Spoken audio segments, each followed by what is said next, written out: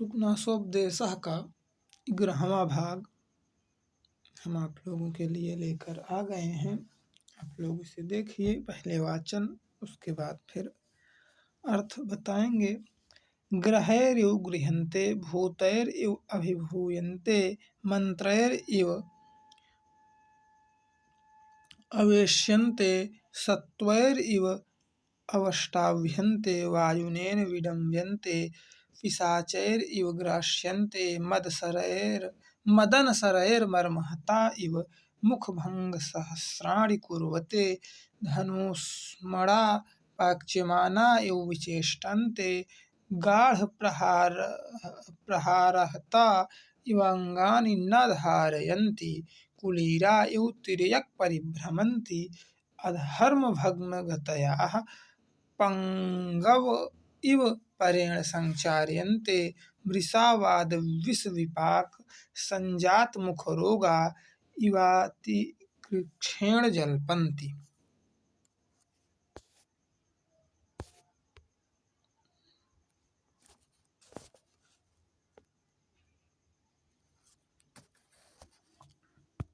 ये इसकी हिंदी व्याख्या है। इसमें ये जो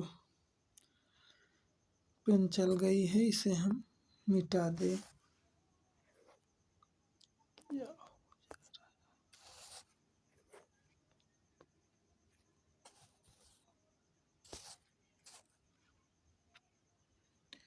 ठीक, ये इसकी हिंदी व्याख्या है और ये हिंदी अनुवाद है। ये अगला पैराग्राफ है। पूरा वाचन करने के बाद हिंदी व्याख्या हम स्वयं भी बताएंगे। सप्ताक्षतर इव कुसुम रजोविकारैर सन्निवर्तिनां पाशर्ववर्तिना शिरः शूलम् उपपादयन्ति आसन्नमृत्युः इव बन्धुजनम् अपि अभिजानन्ति उत्कुपितलोचना इव तेजस्विनो नेक्षन्ते कालदष्टा इव महामन्त्रैरपि न प्रतिबुध्यते जातुषाभरणान् इव सोऽस्माणं न सहन्ते दुष्टवारणा इव महामानस्तम्भनिश्चलीकृताः न गृह्णन्ति उपदेशं तृष्णाविषमूर्छिताः कनकमय इव सर्वं पश्यन्ति ईशव इव पवनार्धितैक्षण्याः परप्रेरिता विनाशयन्ति दूरस्थितान्यपि फलान् इव दण्डविक्षेमैर्महाकुलानि सातयन्ति।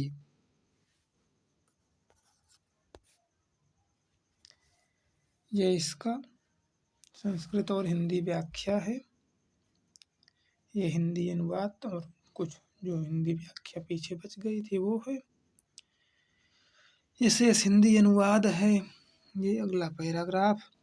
अकाल कुसुम प्रवासा इव मनोहरा कृतयोऽपि लोक विनाश हेतवः शमशानाग्नया इव अतिरौद्रभूतयाः तैमिरिका इव दूरदर्शिनाः उपसृष्टा इव क्षुद्रातिष्ठति भवनाः श्रूयमाणा अपि प्रेतपटः इव उद्योगजयन्ति चिन्त्यमाना अपि महापातकाध्यायवसाया इव उपद्रवम् उपजानयन्ति अनुदिवसम् आपूर्यमाणा पापेनेव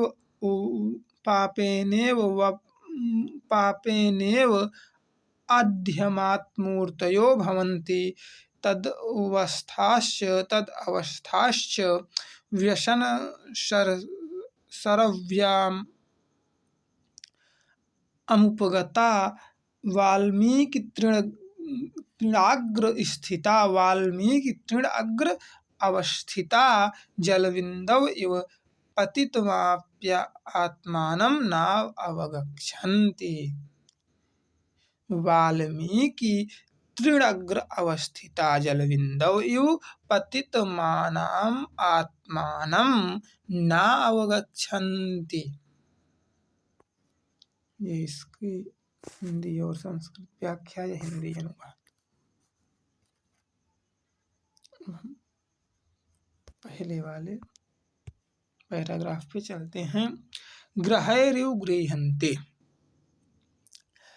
पिछली वीडियो में जो हमने बताया था कि क्या स्थिति होती है, राजाओं के भोग में इतने लिप्त हो जाते हैं कि उन्हें अपनी 5 ज्ञानेंद्रियां और 5 कर्मेंद्रियां सैकड़ों हजारों इंद्रियों के समान लगती हैं, एक मन 1000 मनों के समान लगता है, और इसी प्रकार से वे व्याकुल रहते हैं।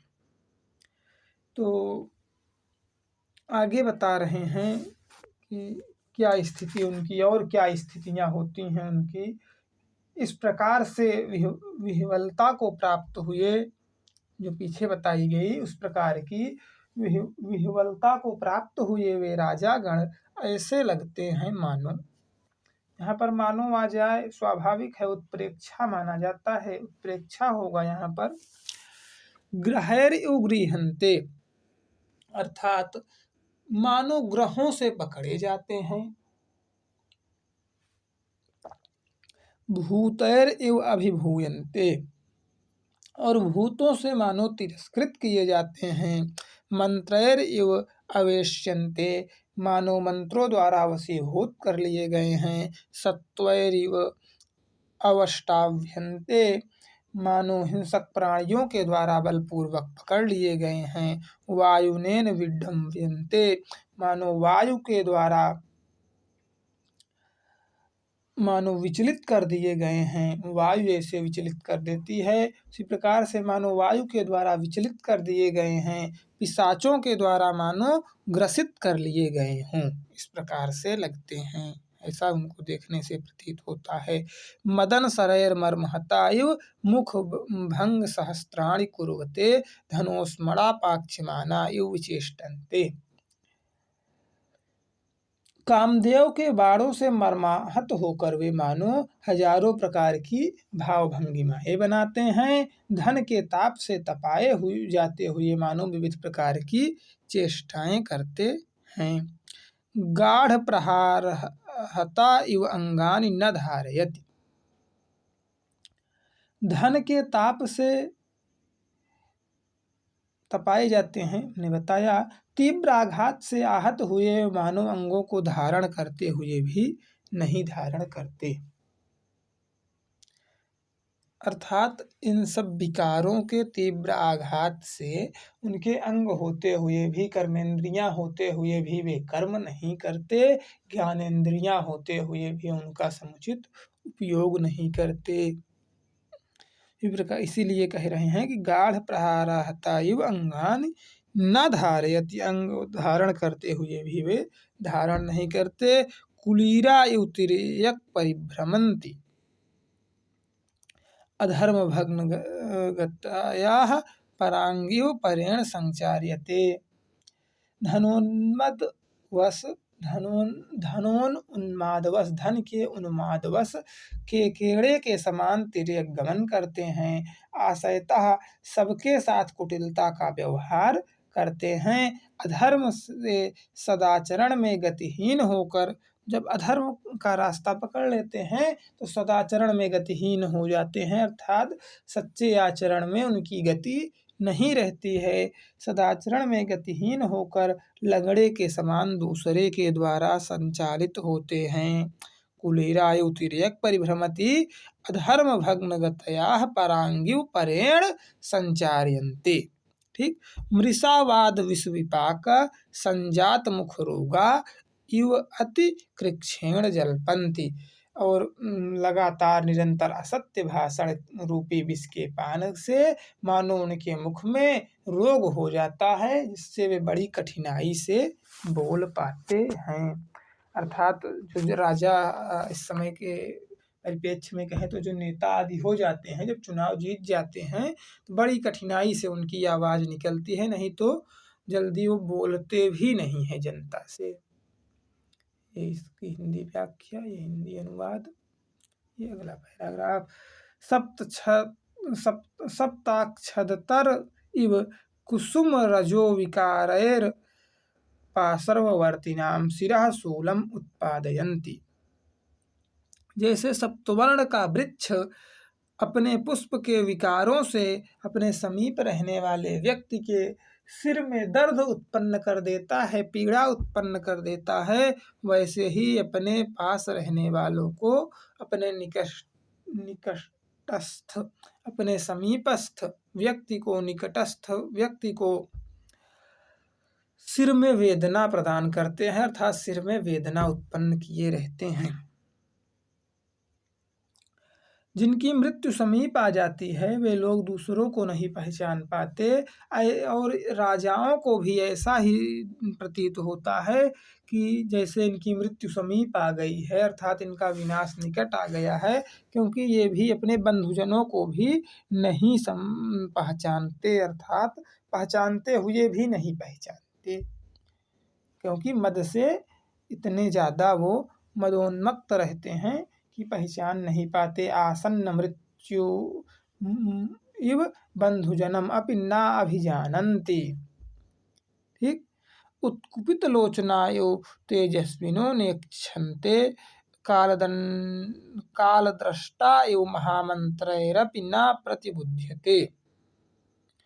उत्कुपित लोचनायो तेजस्विनो नेक्षन्ते। नेत्र रोग वालों के समान, अर्थात अहंकार और ईर्ष्यावश ये तेजस्वियों को देख नहीं पाते। जैसे नेत्र रोगी कोई हो तो वो नहीं देख पाता है किसी उजाले की तरफ, उसी प्रकार से जैसे इनके नेत्र रोग हो गया हो, ये तेजस्वी व्यक्ति पर देख भी नहीं पाते हैं। दुष्टवारणायो महामनस्तंभ निश्चलीकृताः न गृहाण उपदेशम। जैसे दुष्ट हाथी कितना भी कस करके उसे रस्सी इत्यादि से बांध दिया जाए, लेकिन फिर भी वह दुष्ट है, मतवाला हाथी है, तो वह अपने महावत की बात को नहीं सुनता है। उसी प्रकार से ये अहंकार से इतने ज़्यादा बंधे रहते हैं, विकारों से, काम, क्रोध, मद, लोभ इत्यादि से इतने ज़्यादा बंधे तो रहते हैं, लेकिन फिर भी जो गुणी व्यक्ति हैं, जो ज्ञानी व्यक्ति हैं, उनके उपदेश को ये नहीं ग्रहण कर पाते। आगे देखिए। तृष्णा विसम्मोचिता कनकमय इव सर्वम पश्यति। और धन की तृष्णा, धन की लालसा, धन की पिपासा इनके अंदर इतना ज़्यादा हो जाती है कि इन्हें चारों तरफ सभी वस्तुओं में स्वर्ण ही दिखाई देता है, सभी वस्तु को स्वर्ण के समान ही ये देखते हैं। ईसव एव पवनार्धितैक्षिण्याः पर प्रेरिता विनाश्यति दूरस्थन्यापि। और क्या करते हैं, ये दूसरों के द्वारा प्रेरित होते हैं और अपना इनका कोई विचार नहीं होता, और दूसरों के द्वारा प्रेरित होने के कारण ये जनता को, समाज में जो मतलब गरीब लोग हैं और जो इनसे ज़्यादा चिपके हुए नहीं हैं, अपने कर्मों में लगे हुए हैं, उनको ये परेशान करते हैं। और दूसरों के द्वारा प्रेरित होते हैं तो मंत्री आदि की जिससे दुश्मनी रहती है उसे भी ये दंड दिला देते हैं, मंत्री इत्यादि। तो इस प्रकार से जैसे मधुपान से कह रहे हैं पान वर्धित तीक्ष्ण्याः, जैसे मधुपान से शान पर घिसने से जैसे देखिए मधुपान से अर्थ है जैसे राजा मधुपान कर लेते हैं, तो जैसे बाण मधुपान अर्थात शराब इत्यादि का सेवन कर लेता है जब राजा, तो जैसे बाण को शान अर्थात जिसपे उसे घिस के तेज किया जाता है, शान पर घिस दिया गया हो, इसी प्रकार से वो अधिक उनका मद तीक्ष्ण हो जाता है और उससे वे धनुर्धारियों या मंत्रियों के द्वारा प्रेरित होते हुए प्रेरित किए जाते हैं धनुर्धारियों और मंत्रियों के द्वारा, फिर अपनी ही प्रजाओं का विनाश करते हैं। ठीक, ये कहने का आशय है। आगे बता रहे हैं, दूरस्थन्यापि फलान इव दंड विक्षेपैर महाकुलानि सातयन्ति। और जो उत्तम कुल हैं उनके राज्य में अर्थात जो विद्वज्जन हैं, जो जागरूक व्यक्ति हैं, वे जो मंत्रीगण हैं, जो उनको सलाह देते हैं उसे वे मानते नहीं हैं, और जो उत्तम कुल के लोग हैं उनको वे जैसे कोई फल को डंडे से मारकर गिरा दे, ऊंचे फल पर वृक्ष में ऊंचे लगे हुए फल को कोई डंडे से मारकर गिरा दे, उसी प्रकार से वे अपने राज्य के उत्तम कुल को नष्ट प्राय कर देते हैं, अपनी ही प्रजा को नष्ट कर देते हैं।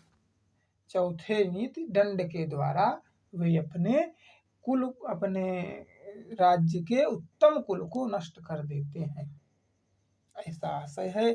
अब आगे बढ़ाते हैं। ये देखिए इसका संस्कृत और हिंदी व्याख्या, ये इसका हिंदी अनुवाद, ये शेष अनुवाद, और ये देखिए अकाल कुसुम प्रसवायो मनोहाराकृतयो अपि लोक विनाश हेतुः। ये जैसे बिना समय के कोई पुष्प खिल जाता है तो वह मनोहर लगता है, बिना समय के कभी गेंदा इत्यादि हो जाए या बिना समय के कोई भी चीज़ हो जाती है तो देखने में एक बार अच्छा लगता है कि इस समय इसका समय नहीं है, लेकिन हुआ है, देखने में एक बार मनोहर लगता है। बिना समय के लोग मटर खरीद के बहुत महंग खाते हैं, और जब समय रहती है तो सस्ती रहती है, प्रायः हर सभी व्यक्ति उसे खाते हैं, और जब समय उसका नहीं रहता है तो अच्छे दामों में बिकती है। तो उसी प्रकार से जैसे अकाल में अर्थात बिना समय के कोई चीज़ हो जाती है तो मनोहर लगती है, उसी प्रकार से ये भी बिना समय के मनोहर तो लगते हैं। बिना समय में जैसे कोई चीज़ मनोहर लगती है, उसी प्रकार से ये राजागण मनोहर लगते हैं, लेकिन ये विनाश के लोक में विनाश का कारण ही होते हैं। जैसे बिना समय के जो फसलें उगाई जा रही हैं वे विनाश का ही कारण हैं, उसी प्रकार से ये बिना समय के देखने में तो मनोहर लगते हैं, लेकिन बिना समय के उत्पन्न होने पर देखने में तो मनोहर लगते हैं, लेकिन ये विनाश का कारण ही हैं। आगे बता रहे हैं, शमशानाग्नयः इव अतिरौद्र भूतयः। शमशान की जो अग्नि शांत हो जाती है, जो भभूति बचती है, जो गांव की भाषा में जो फूल बचता है, जो राख बचती है, वह भी रौद्र होती है, अर्थात वह भी भयंकर होती है, अर्थात लोगों के अंदर वह भी भय उत्पन्न करती है। इसी प्रकार से इनका धन, इनकी संपत्ति भी अत्यंत भयंकर होती है। तैमरिकाः इव अदूरदर्शिनाः। तैमरिका इव अदूरदर्शिनाः।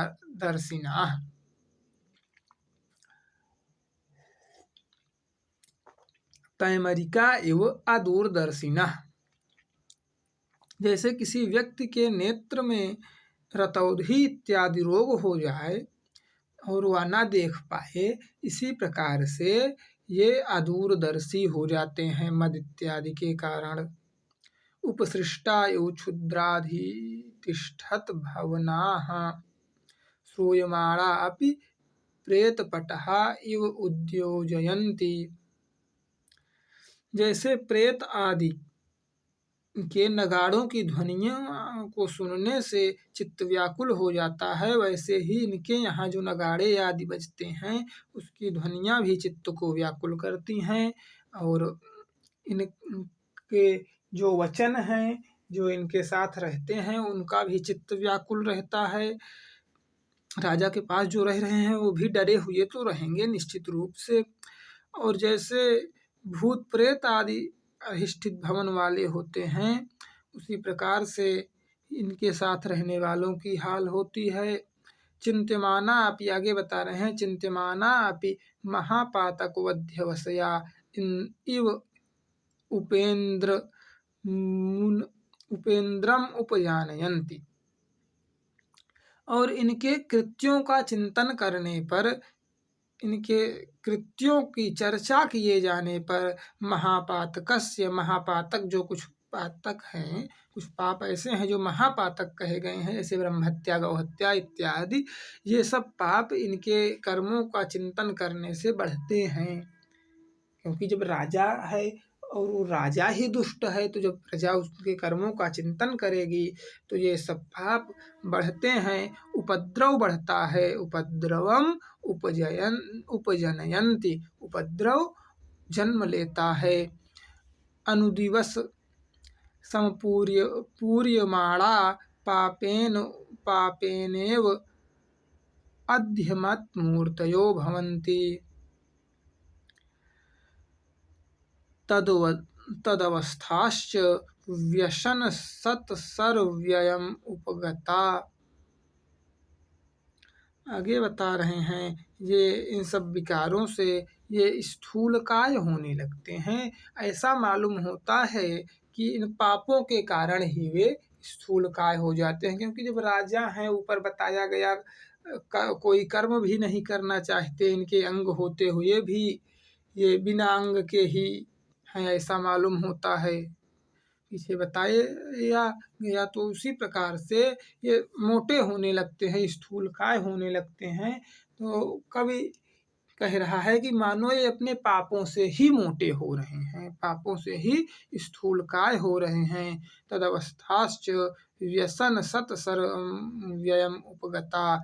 और इसी प्रकार से ये व्यसन में और अपने अधःपतन में दिन रात लगे रहते हैं, और षड्विकारों से मैत्री प्राप्त कर उनसे ग्रस्त हो जाते हैं और अधःपतन की ओर बढ़ते हैं। और इतना अधःपतन होने के बाद भी आगे बता रहे हैं इनकी कैसी स्थिति होती है। वाल्मीकि तृण अग्र अवस्थिता।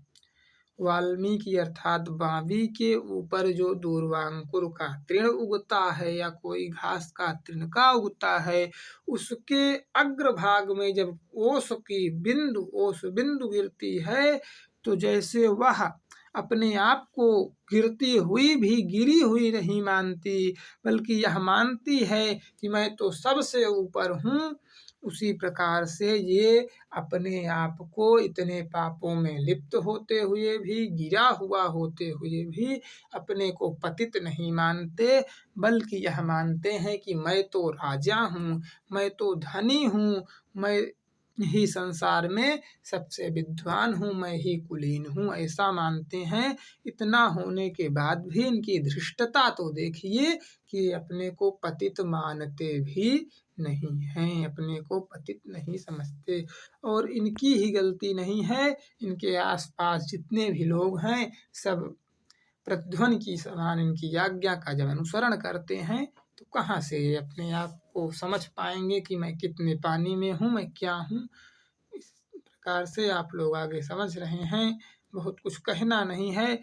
ऐसी लेखनी है बाणभट्ट की कि तत्कालीन समय में जब इसे 7वीं शताब्दी में इन्होंने लिखा, तब भी यह घटित हो रही थी, और आज भी समाज की स्थितियों को यह बता रहा है, और समाज को नई दिशा देने में आज भी इसकी सामर्थ्य बनी हुई है।